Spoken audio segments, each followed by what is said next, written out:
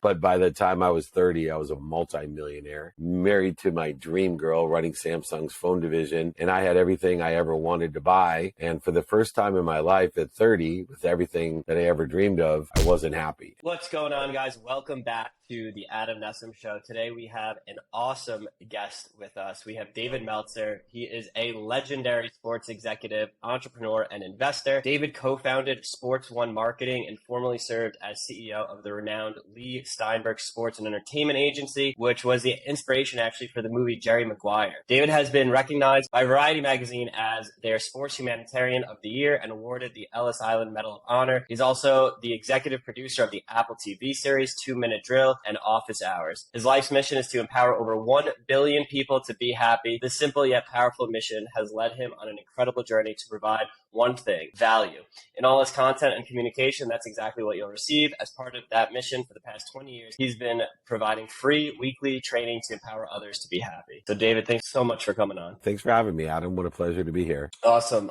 So for those of you that may not know, can you just give a little bit more of your background? And also, I'm curious to hear more about this weekly live training that you do. Oh, thanks for asking. But my background is about 3 worlds. The world I grew up in, was born in, the world of not enough as a victim. Everything was about everyone else having enough. And I had a single mom who raised 6 children with one objective: doctor, lawyer, or failure. She wanted to educate her 6 children, 5 boys and a girl. And that was the way to get out of the circumstance that we were in. I had a different plan. I wanted to be a professional athlete. But as I learned, and you may know from being a doctor, there is a genetic limitation that we all have. And I overachieved. I pursued my potential of 2 things as a young child. One was to be rich, so I could buy my mom a house and a car. And the other was to be a professional athlete, which would also help to facilitate the wealth that I would gain and buy my mom a house and a car. When I realized in college, lying on my back after getting run over by Christian Okoye, the Nigerian nightmare, the guy who the next year would be AFC Player of the Year for the NFL, I realized that maybe my mom was right. Doctor, lawyer, or failure sounded right to me. So I utilized the world of not enough to go to law school. And when I graduated, I had 2 opportunities: one, to be an oil and gas litigator, make a lot of money litigating, or to sell legal research online. And luckily, I did not listen to my mom for the very first time. And I remember her telling me the internet was a fad, and if I didn't become a real lawyer, it would be the biggest mistake of my life. Luckily, I took the sales job, and 9 months out of law school, I was a millionaire. So no longer would I live in the world of not enough. I started to enter a new world where money would buy me love and happiness, and everything I did confirmed that, including buying my mom a house and a car, paying off my law loans. But by the time I was 30, I was a multimillionaire, married to my dream girl, running Samsung's phone division, and I had everything I ever wanted to buy. And for the first time in my life at 30, with everything that I ever dreamed of, I wasn't happy. And later on, after running Samsung's phone division, I became CEO of, as you mentioned, Leigh Steinberg Sports Entertainment, the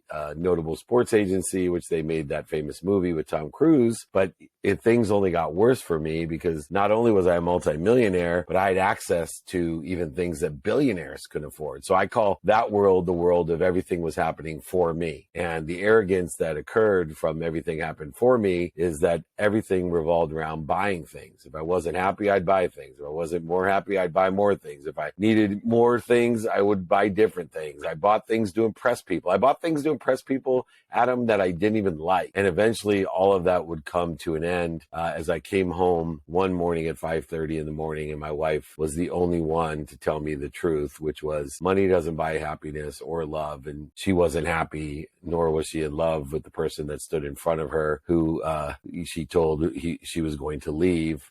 And the next morning, as I sat in bed hating everyone, my mom, my dad, my friends, and especially my wife, I looked over in the closet, and when I was 30 years old, my dad gave me a jacket. And this the time which I told my father I hated him because he gave me a jacket with no pockets for my 30th birthday. And he told me he gave it to me not to wear, but to hang in the closet because he was worried I was just like him. I told him he was a liar, a cheater, a manipulator, overseller, a back-end seller, and I wasn't anything like him. And he told me just hang the jacket in the closet. And lo and behold, that jacket would save my life, because as I sat there hating everyone and everything, what appeared in front of me in my closet? That jacket. And I realized at that moment, in tears, in despair, that I was a liar, that I did not hate my mom, my dad, my best friends, or my wife. I hated myself. And as my wife told me, I better take stock in who I was and what I want to become. That's what I did that day. It was to put myself into a different journey of a world of more than enough, a world of more than enough of everyone for everyone, a world of faith where I myself was already happy, healthy, wealthy, and worthy. My job now was to figure out what I was doing to interfere with it. Wow, powerful story. Seems like a lot of ups and downs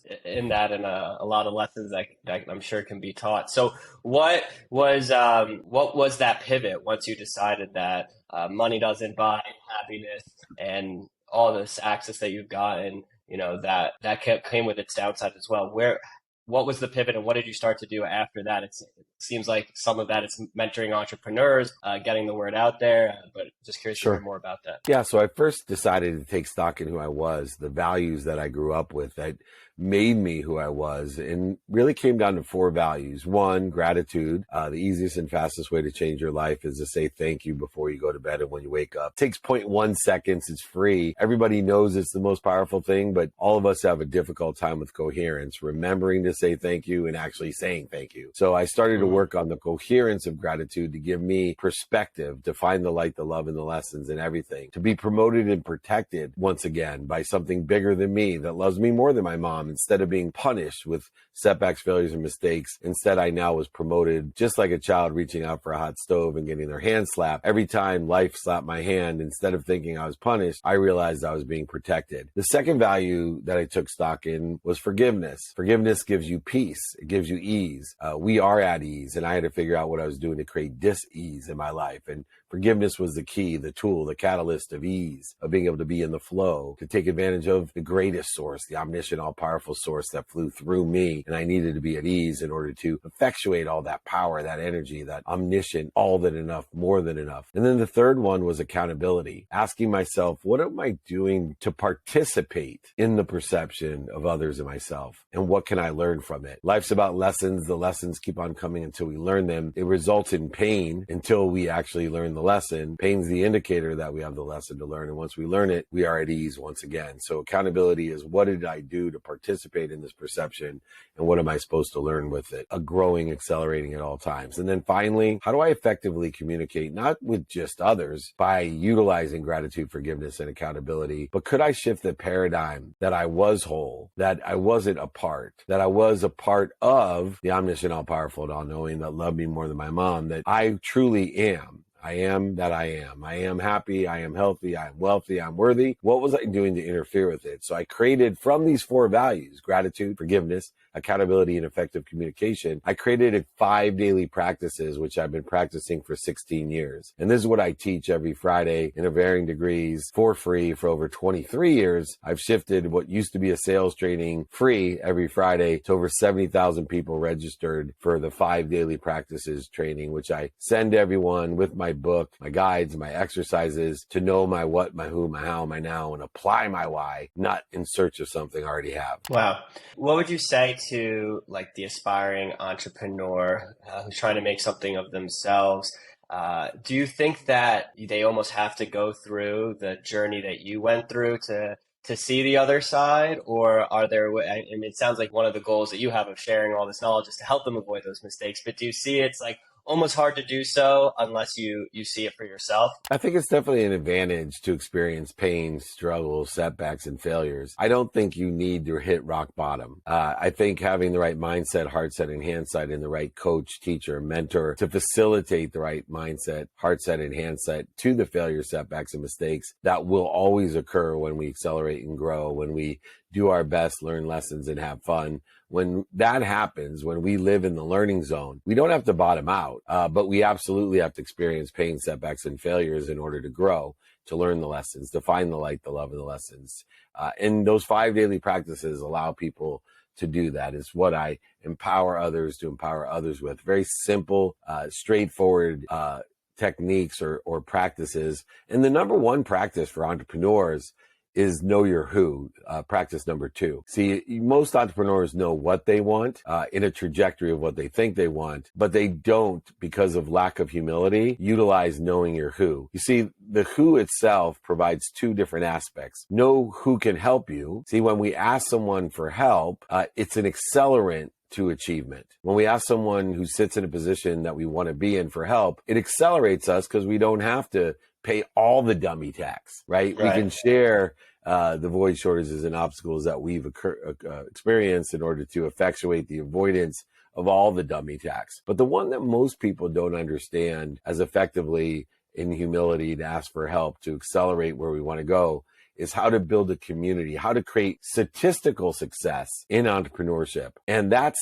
a simple philosophy of, if you want to get what you want, the fastest way to get you what you want, the most statistically successful way to get what you want, is to help someone get what they want. And so when we combine knowing the who of who can help us and who we can help, we not only get the accelerator of not having to pay all the dummy tax, but we actually get the statistical success of having a collective consciousness, a community of people trying to help us, because we've helped them. And the idea of knowing what and who allows us to really focus in on how to be productive, accessible, and gracious, then allowing us to prioritize what's important to us. Because if you know your what, your who, and your how, you'll know your now. Prioritization is the antidote to most of the entrepreneurial problems that exist. The two entrepreneurial problems that exist are procrastination and feeling overwhelmed. And if you know how to prioritize, if you know what's important to you, you'll know how to prioritize and you won't feel overwhelmed. Then you can apply your why and not search for what you already have. Got it. Wow. Yeah, that makes a lot of sense. It kind of, that brings up something even I struggle with, which is having,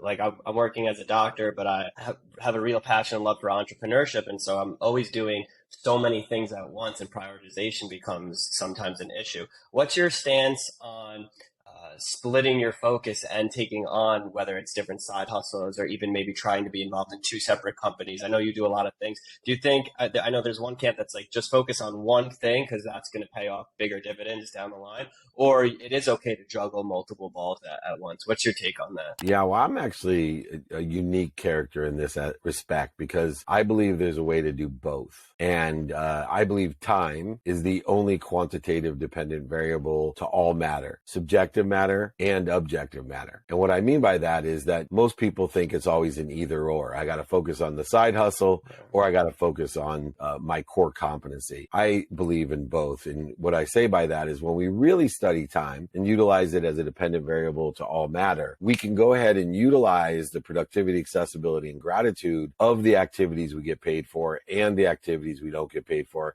and even our sleep, that allow us to be more productive, accessible, and gracious, that allow us to be more efficient, effective, and statistically successful. If you focus in on efficiently, effectively, with statistical success, the core competency of being a doctor, for example, you'll get better at being a doctor, which will provide you more time, which will provide you more options, more opportunities, and more touches of favor to either get even better at being a doctor, or start looking at other things that may be synergistic, supplementary, or aligned with being a doctor, like creating some kind of laser tool for, medicinal purposes, or whatever else your specialty or area of expertise is, but also still carrying and maintaining and growing the relationship capital, both as a doctor and as an entrepreneur.